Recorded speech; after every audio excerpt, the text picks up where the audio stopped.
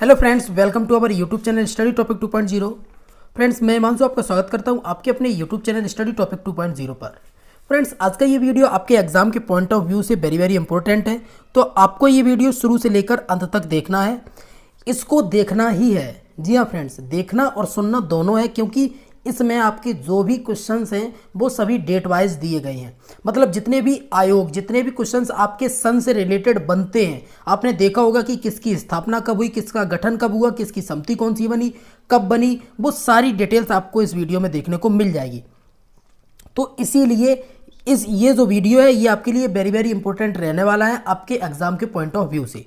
कल के पेपर में भी आपको इस वाले सेक्शन से 7 से 8 नंबर का देखने को मिलेगा और आगे आने वाले पेपरों में भी आपको देखने को मिल जाएगा। तो आज की इस वीडियो को बिल्कुल अच्छी तरीके से देखिएगा।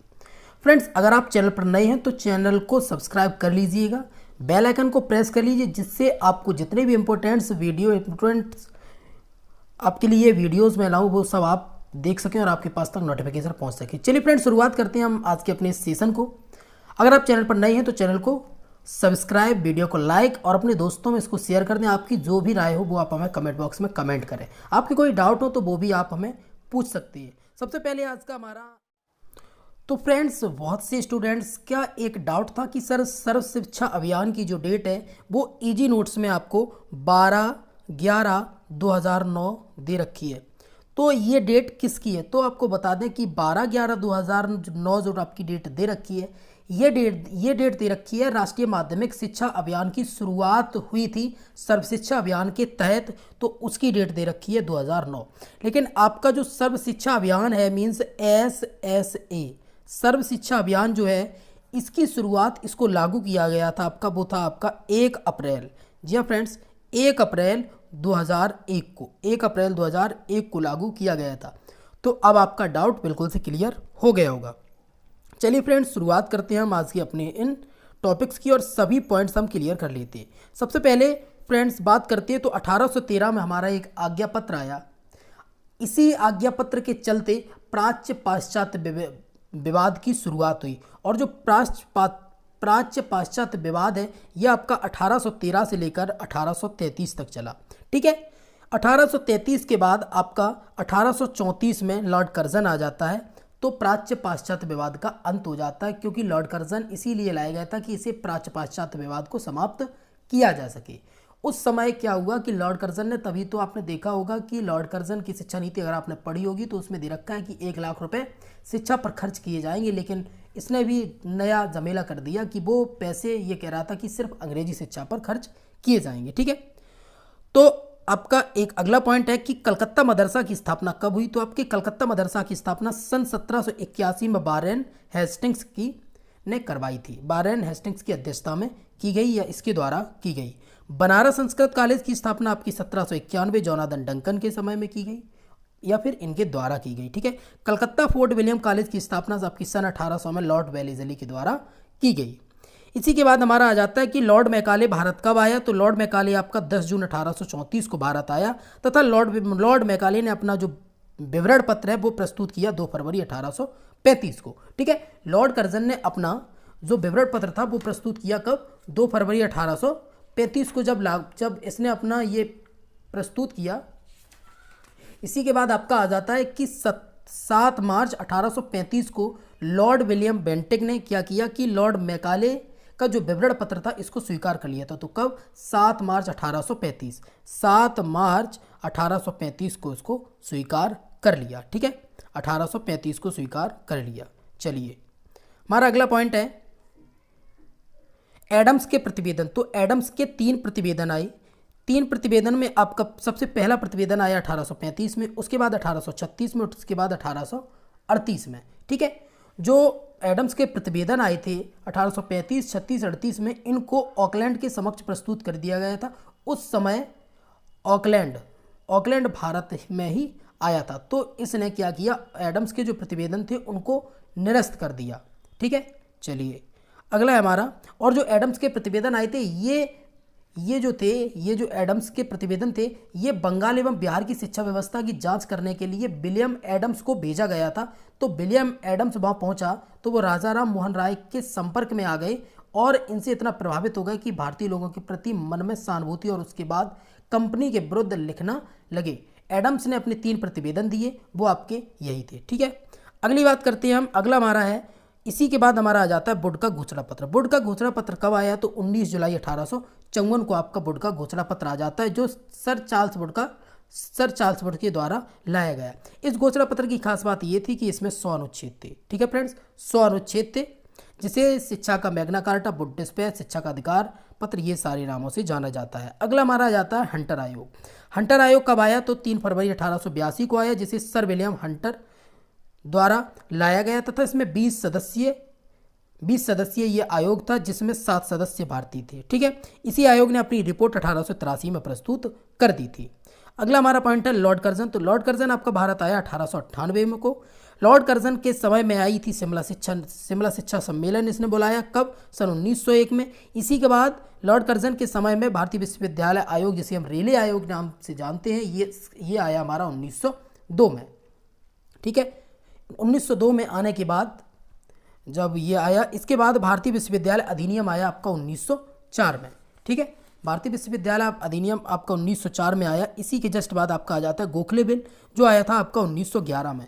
तो इस वाले सेशन में हम डेट्स पर ही डिस्कस करेंगे, क्योंकि इतना ज़्यादा लंबा वीडियो बन जाएगा, फिर क्या होगा कि अपलोड होने में प्रॉब्लम होती है। ठीक है, चलिए अगला हमारा पॉइंट है कि लंदन विश्वविद्यालय का नवीनीकरण कब हुआ? तो लंदन विश्वविद्यालय का नवीनीकरण भी आपका 1898 में किया गया। अगला क्वेश्चन है आपका सैडलर आयोग, जिसे आप कलकत्ता विश्वविद्यालय आयोग के नाम से भी जानते हैं। इसकी स्थापना सन 1917 में 14 सितंबर, जी हाँ फ्रेंड्स, 14 सितंबर 1917 में की गई। इसकी रिपोर्ट जो थी वो आपकी 1919 में प्रस्तुत की गई। रिपोर्ट जो इस आयोग ने दी वो अपनी रिपोर्ट 1919 में प्रस्तुत की गई। इसी के बाद हमारा आ जाता है कि भारत में द्वैध शासन प्रणाली। तो भारत में द्वैध शासन प्रणाली आपकी 1919 में लागू कर दी गई। ठीक है, अगला था हमारा ढाका विश्वविद्यालय। तो ढाका विश्वविद्यालय की स्थापना आपकी 1920 में कर दी गई थी, ढाका विश्वविद्यालय की। ढाका विश्वविद्यालय के बाद आपका हर्टाग समिति आया। हर्टाग समिति आपकी जो आई वो आपकी 1929 में आई। हर्टाग समिति से रिलेटेड एक मोस्ट इंपोर्टेंट पॉइंट ये बन जाता है कि हर्टाग समिति में अपव्यय एवं अवरोधन को रोकने की बात की गई थी। ठीक है, अपव्यय और अवरोधन क्या होता है, इसको आपको मैंने ब्रीफली बता दिया है अदर वीडियोज़ में। ठीक है, चलिए अगला हमारा आ जाता है वर्धा शिक्षा सम्मेलन।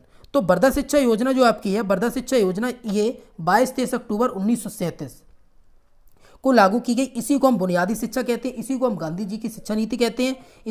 इसकी जो पहली बैठक थी वो 1937 में की गई, और इसी को हम अखिल भारतीय शिक्षा सम्मेलन भी कहते हैं। तथा इसी के साथ में डॉक्टर जाकिर हुसैन समिति, इन सभी का जो काम है वो सब 1937 में ही किया।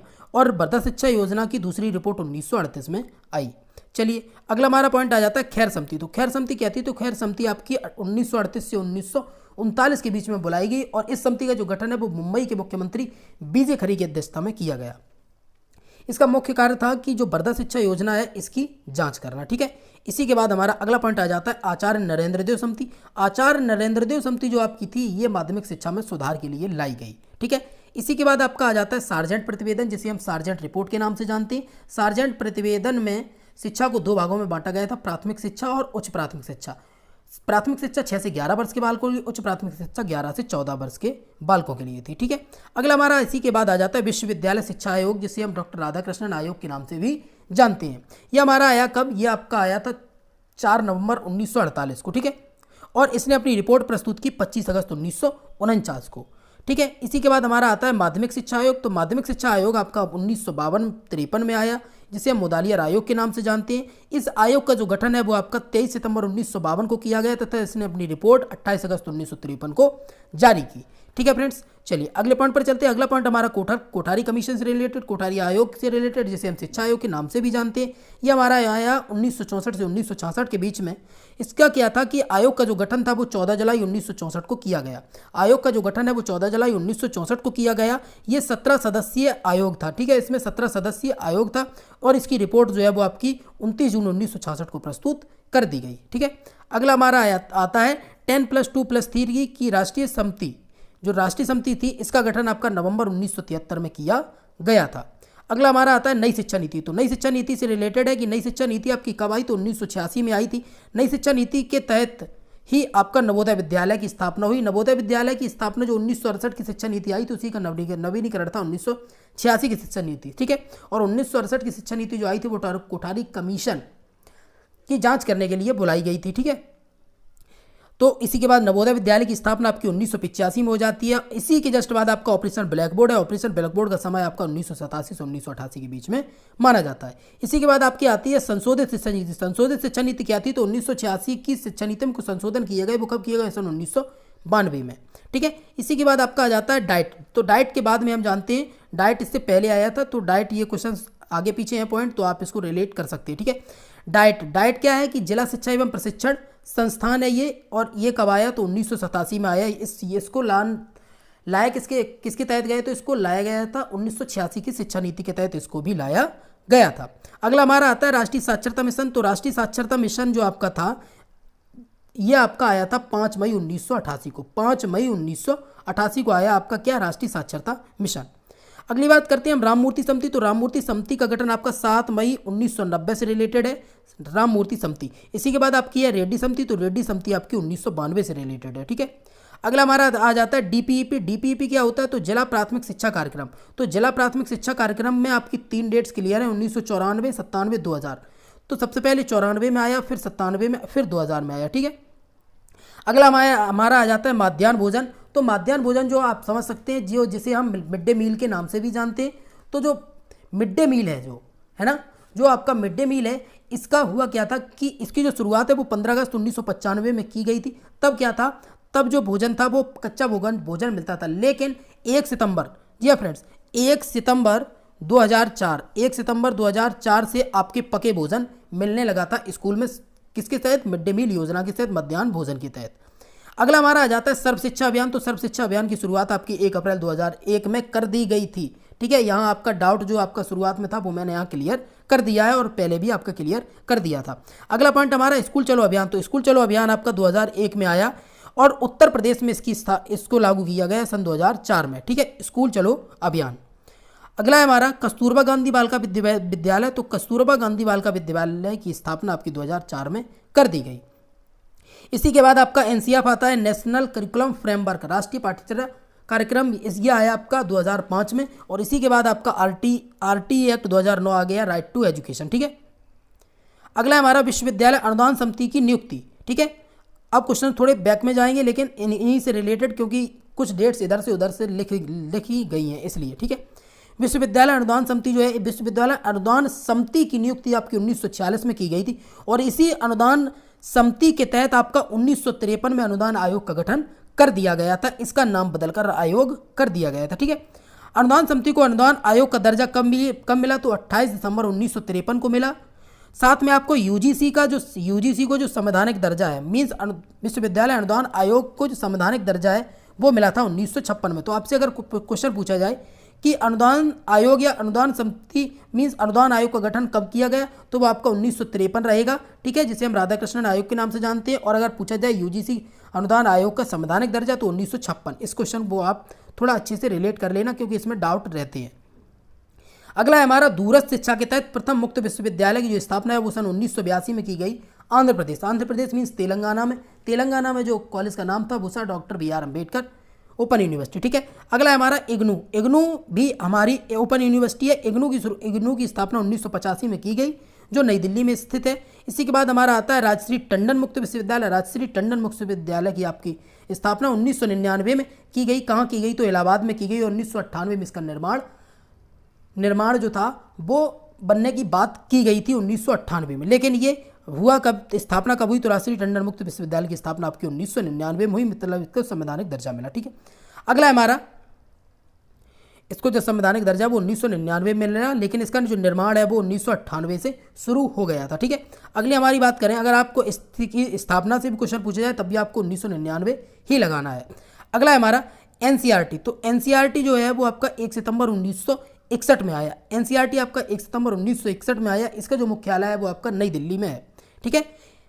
अगली बात करते हैं हम एनसीटी के बारे में आप अच्छे से परिचित होंगे, national council for teacher education. इसकी स्थापना सन 1973 में की गई। इससे भी काफ़ी क्वेश्चंस डाउट में रहते हैं, तो उन्हीं क्वेश्चंस के डाउट हम आपके यहाँ भी क्लियर करेंगे। तो फ्रेंड्स आपको बता दें कि आपकी जो एनसीटी है, इसकी स्थापना आपकी 1973 में तो कर दी गई थी, लेकिन इसको जो संवैधानिक दर्जा है वो आपको सन 1995 में मिला है। तो इसलिए अगर इसका पूछा जाए कि स्थापना कब हुई तो 1973 में, संवैधानिक दर्जा कब मिला तो वो आपका मिला था कब, इसको दर्जा मिला 17 अगस्त 1995 में। ठीक है, चलिए अगला हमारा एनआईओएस। एनआईओएस क्या है कि national institute of open schooling. National institute of open schooling, इसकी शुरुआत कब की गई, सन 1989 में की गई। ठीक है, इसी के बाद आपकी आ जाती है SCERT. SCERT state council of educational research and training. इसकी आपकी जो शुरुआत है वो सन 1981 में की गई और इसका जो मुख्यालय है वो आपका लखनऊ में स्थित है, जबकि आपका जो एनसीईआरटी है इसका मुख्यालय आपका नई दिल्ली में है। ठीक है, तो एनसीईआरटी एससीईआरटी से क्वेश्चंस आपके बनने रहते हैं, तो इसलिए उनको भी यहाँ लेकर आइए। अगला हमारा डाइट। डाइट क्या है तो district institute of education and training, इसकी आपकी स्थापना सन 1987 से की गई। ठीक है, 1987 में की गई आपकी डाइट। अगला आपका आ जाता है नैक। नैक क्या है आपका, नेशनल असेसमेंट एंड एसिडिटेशन काउंसिल, इसकी स्थापना आपकी 1994 में की गई। इसका मुख्यालय आपका बेंगलोर में है। ठीक है, मुख्यालय कहाँ है, बेंगलोर में है नैक का। अगला है हमारा नीपा। नीपा क्या है, national institute of educational planning and administration. ठीक है, इसकी शुरुआत आपकी 1962 में की गई। अगली बात करें, और 1962 में ही आपका मुक्त विद्यालय खोला गया था, मुक्त विद्यालय 1962 में। ठीक है, इसको आपको रिलेट कर लेना है। अगला हमारा आरएमएसए। आरएमएसए क्या है तो राष्ट्रीय माध्यमिक शिक्षा अभियान, इसकी शुरुआत आपकी सन 2009 में कर दी गई थी। तो फ्रेंड्स, आज की इस वीडियो में हमने सभी डेट्स को यहाँ क्लियर कर दिया। जितनी भी डेट्स से रिलेटेड क्वेश्चंस आपके बनने थे वो सारे यहाँ हमने आपको क्लियर कर दिए। फिर भी यदि कोई डेट रह जाती है तो आपको नेक्स्ट वीडियो में मिल जाएगी, अगर कोई डेट हमसे छूट भी जाती है इधर से तो।